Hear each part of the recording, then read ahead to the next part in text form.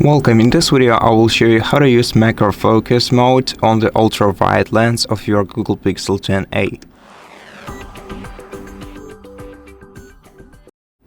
So as for the process itself, your phone does everything automatically, so to make sure that it does it correctly, all we have to make sure of is that the software of the smartphone is updated. And to do that, go to settings, go to system settings, go to software updates, and make sure that you have installed the latest software version on your smartphone.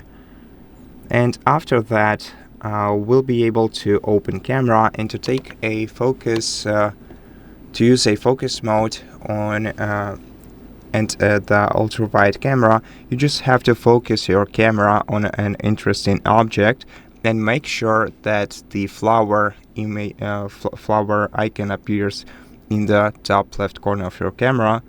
Then just select the element that you want to focus at and move your camera slightly backwards if you are being asked.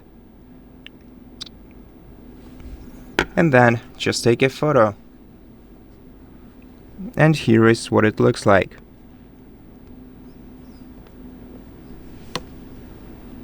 And so that's it for this video. Thank you for watching it. If it helped you, please consider subscribing to our channel, leave us a like and a comment below, and I'll see you in the next one.